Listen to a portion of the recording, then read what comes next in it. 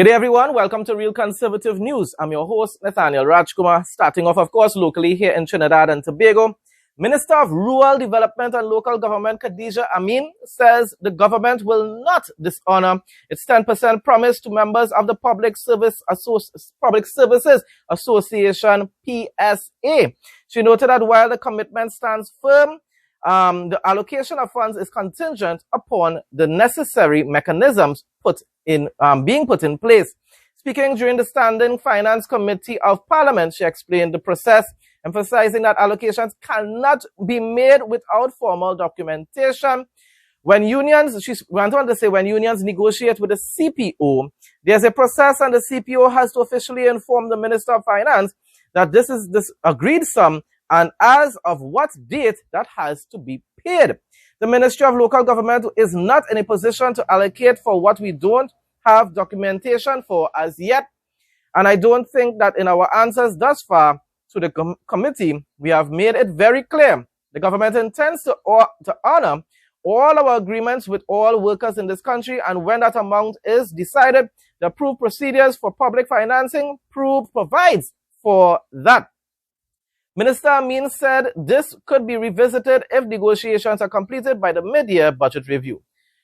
But the thing about it is, as much as I understand what she's saying there, if it is you actually made the promise already of offering 10%, and most likely that's exactly what the PSA is going to agree to, right? You know that already.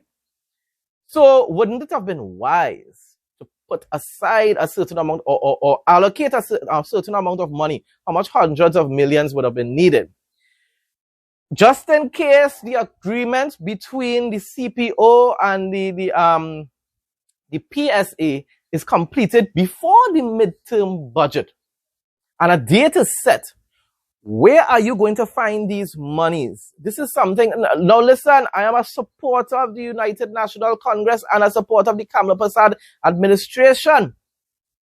But I'm just trying to understand if the monies were not allocated into the 59 point something billion budget, where are you going to find those monies midterm, within a short space of time? If let's just say the date set for the payment of these funds, back pay and so forth.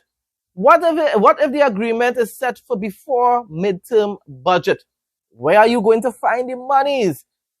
I mean, I can't, honestly speaking, I can't understand that. If you have already put aside and set aside all the different funding for various ministries, then what are you going to do? What are you going to do? Are you going to have to borrow more money to be able to keep this promise? I just don't understand that. Honestly speaking, PNM is having a field day. They're enjoying this because they're right. Where are you going to find the funds? When unions negotiate with the CPO, there is a process, and the CPO has to officially inform the Minister of Finance that this is the agreed sum and as of what date that has to be paid. The Ministry of Local Government is not in a position to allocate for what we don't have documentation for as yet. And I think that in our answers thus far to the committee, we have made it very clear. The government intends to honor all our agreements with all workers in this country. And when that amount is decided, the approved procedures for public financing provides for that.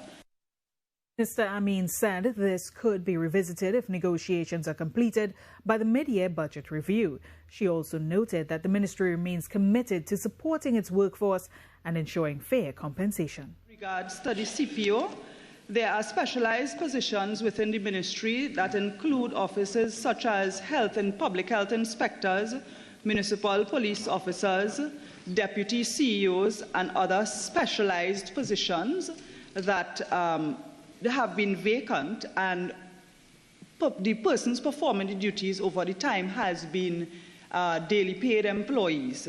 And because of this, the shortfalls that we face in terms of employees is really critical for those to be filled. In the meanwhile, though, we will put some short-term mechanisms in place.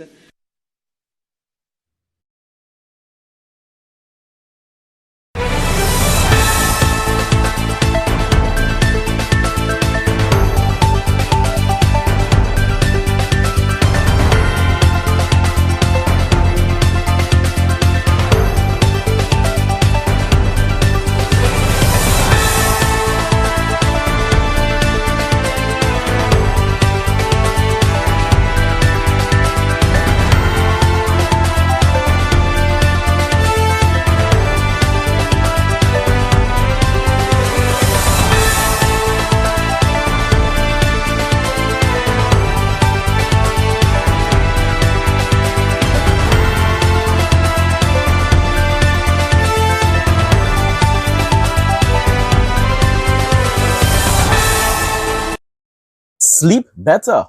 Say goodbye to stiff necks, headaches, and restless nights. Our premium cervical pillow is designed to perfectly support your neck and spine, keeping your body aligned while you sleep. Soft yet firm, it adapts to your shape, giving you ultimate comfort and deep, rejuvenating rest. Whether you sleep on your back, side, or stomach, this pillow reduces pressure points, eases tension, and helps you wake up feeling refreshed and ready to conquer the day. Invest in your sleep. Your neck will thank you. WhatsApp 762-6589 to place your order and feel the difference from the very first night. This was extravagant news, as a guy said. I'm losing track of time. It was either last year or this year. But really, extravagant news. Chief Justice Ivor Archie has indicated that his last day in office will be today, because this was reported yesterday, so he was saying tomorrow, Wednesday, October 22nd, 2025. In a statement on Tuesday afternoon, he reminded citizens that just last month, on September 16th, he stated his intention to retire. I'm so joyful. It will be recalled that in my last address, it will be recalled that in my address, at the commemoration of the 2025-2026 law term, I indicated that my departure from the judiciary was imminent. I wish to advise that time has arrived, and today I indicate to the acting president that I will retire on October 22nd, 2025. Trinidad and Tobago has been good to me. Yes, very good. And I hope that I have been equally good to my country. Really. It has been an honor to serve. I wish my successor every success in the period ahead. May God guide his or her path. I hope God really guides his or her path far better than you would, basically probably ignoring God's commands and instructions. And as this new endeavor is commenced. CJ Archie has been at the helm of the judiciary for approximately 17.5 years. Good eye, mate. Ladies, meet your new go-to bag, our mega duffel handbag, perfect for your travel, shopping, the gym, and everything in between.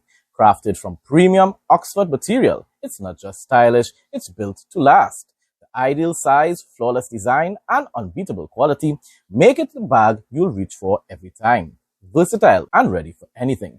WhatsApp 762-6589 to order yours today.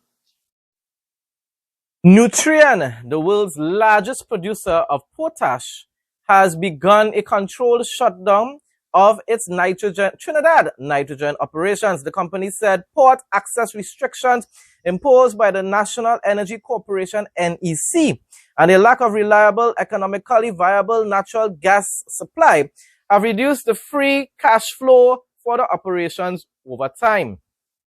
Nutrien said it will continue discussions with stakeholders and assess options for its other operations in Trinidad. The company produces roughly 85,000 tons of ammonia and 55,000 tons of urea per month through its local operations. However, Ministry of Energy and Energy Industries Dr. Rudal Munilal has confirmed that officials are in ongoing discussions with Nutrien on contractual arrangements for the use of the port facility at Point Lisas and other related matters. And the minister also said that, of course, and we all know that these issues that these industries are facing is because of the incompetence and the corruption of the previous administration, the Rowley PNM administration, for 10 years. But of course, people are already commenting online, when UNC wins, everybody wins, as though it was just because of 5 months of UNC being in office that this company decided to shut down. That makes a whole lot of sense. The PNM Patriots. That Nutrien, along with other downstream entities, have been in discussions with the National Energy Corporation, discussing matters pertaining to new contractual arrangements, revising terms and conditions, and so on. The National Energy Corporation, under the former administration of Mr. Stuart Young at the Ministry of Energy, failed in 4 years to negotiate new contractual arrangements with several of the downstream operators. This indeed fell to us when we entered office. The minister said the talks are ongoing and aimed at addressing outdated agreements that were never revised by the previous administration. We are in ongoing discussions with Nutrien concerning matters of port restrictions and port access, and I expect that this matter will continue to occupy our attention in the coming days. The discussions are ongoing, and we'll have further updates in the coming days. Again, to confirm that this is an ongoing matter, and we are meeting indeed with various entities and users of the port to do what the former administration failed to do, which is to regulate and update contractual arrangements. Dr. Monilal added that some of these contracts have been in place for decades and must now be modernized to reflect the current operational realities. No more overheating phones. Cool your phones in seconds. Prevents damage to phones and battery issues. Better gaming experience and streaming. USB powered and fast charging. Lightweight and quiet. Ideal for kids and adults. Works with all smartphones. Makes a great gift. Call or WhatsApp 868-762-6589. Autopsy confirms Londonville pensioner was beaten to death. Family says police ignored early signs of foul play. What police first ruled as an accidental death has now been confirmed as a homicide. An autopsy has revealed that 77-year-old Sam Seagollum of Edinburgh Road, Londonville, was beaten to death. The Forensic Science Center determined he died from polytrauma, blunt traumatic injuries, and shock and hemorrhage. Before the scheduled autopsy on Wednesday, October 15, the pathologist at the Mount Hope mortuary examined Seagollum's body and concluded that his injuries were not consistent with an accidental fall, leading to the case being referred to the Forensic Science Center for a full forensic examination.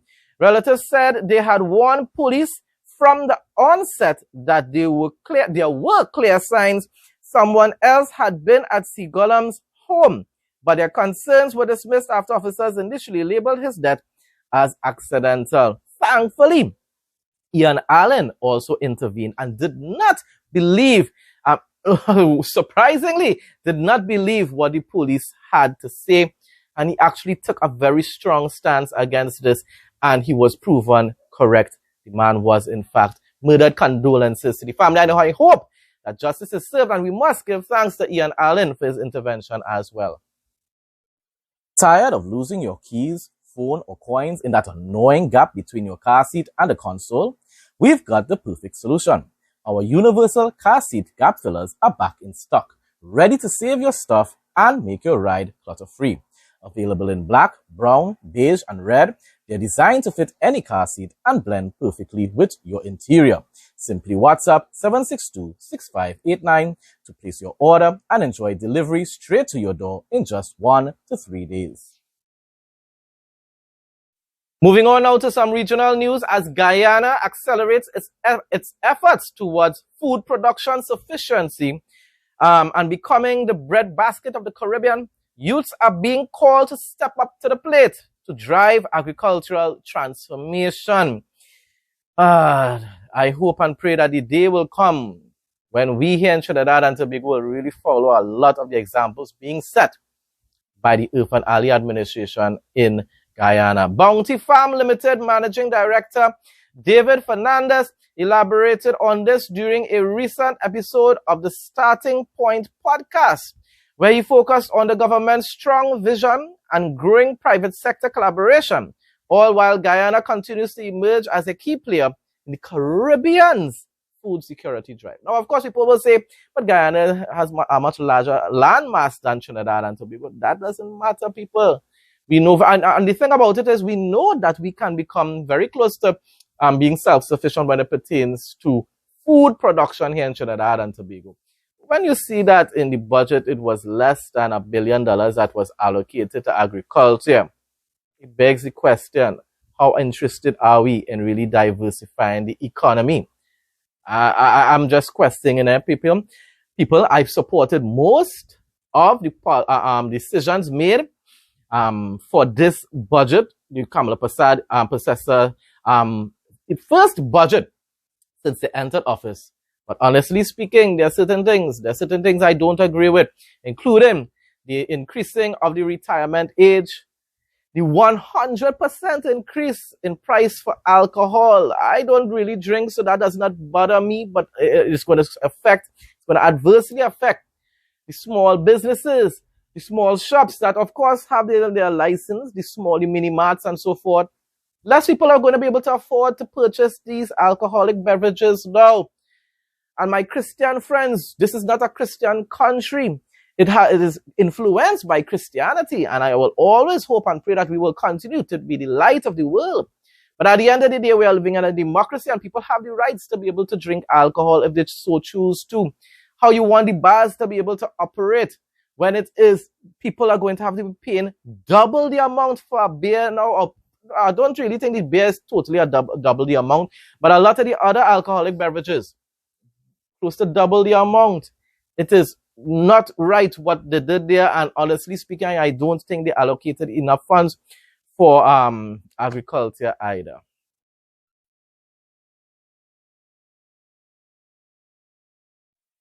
You won't be disappointed with this one. Look and feel great every day.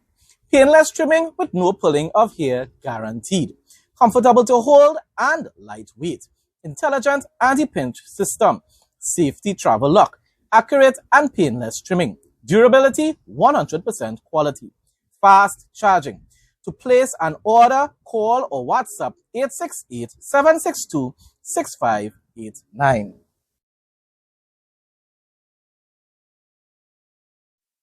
Moving on to Jamaica now, a St. Catherine man who was recently arrested and charged with murder after being on the run for over 5 years. Listen to that. On the run for over 5 years. Was granted bail. Yes, people. 1 million Jamaican dollar bail with 1 to 3 sureties in the parish court. Junior Brown, otherwise called Shaka, and Junior is charged for the stabbing death. It was a murder, people. A murder. And he was on the run for 5 years. And yes, a stabbing death of 40-year-old Kenneth Dudus Hyde.